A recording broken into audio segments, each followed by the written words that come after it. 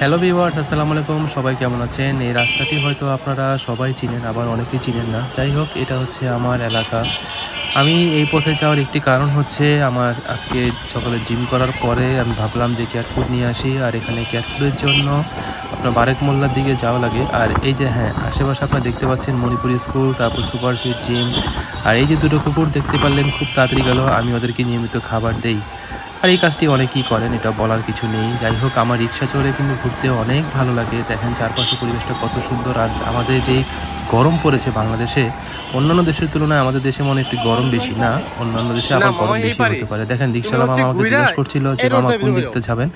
আমি তাকে দেখাই দিলাম যে মামা এই দিক থেকে যাবেন। আমি মিরপুরে থাকি, আর মিরপুর সম্পর্কে অনেকেরই নেগেটিভ একটা ধারণা আছে যে মিরপুরের রাস্তা খুবই খারাপ। কিন্তু দেখেন, এখন যদি মিরপুরের রাস্তা দেখেন, বেশিরভাগ রাস্তা দেখলে আপনাদের আর যদি হিংসে সোজা গিয়ে হবে। হ্যাঁ, ডানে রাস্তা আসলেই ফাঁকা থাকে হিংসে তুমি হবে। ডান দিকে কারণ যাও।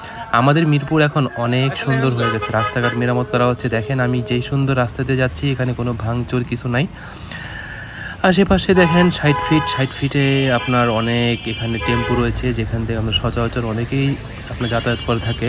আর এটা লেগুনা স্ট্যান্ডে মাঝে মাঝে অনেক মারামারি হয় এবং ঠিক আছে অপ্রীতিকর ঢুকে ঘটনা যাও। ঘটে থাকে। তাই আমি ভাবলাম যে হ্যাঁ, সামনে অবশ্যই একটু ভাঙ্গা, আপনার শিশু হাসপাতালের ওদিকে অনেক সবসময় জ্যাম থাকে, কিন্তু ওদিক থেকে আমি একটু অ্যাভয়েড করে দেওয়ার দেন আমি রিভার্স নিলাম। এই দেখেন আরেকটু হলেই আমার সাথে লেগুনা একটা লাগাই দিত। একটু আগে কিন্তু আমি বলতেছিলাম যে দেখেন কত গ্যাঞ্জাম হয়। আর দেখেন এইমাত্র কিন্তু লাগাই দিত, কিন্তু না, থাক বাবা লেগুনা তুই আগে যা, আমি তোর পরে যাই।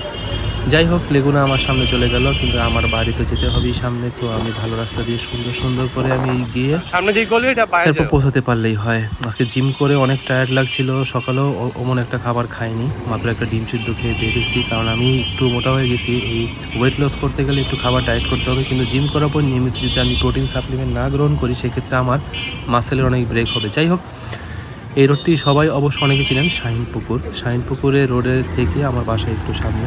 আর হচ্ছে রিক্সা করে অনেকে যাচ্ছি। অনেকে বলতে পারেন যে ভাই আপনি তো হেঁটে গেলেও পারতেন। ভাই, জিম করার পর শরীরে আর একটু এনার্জি ছিল না।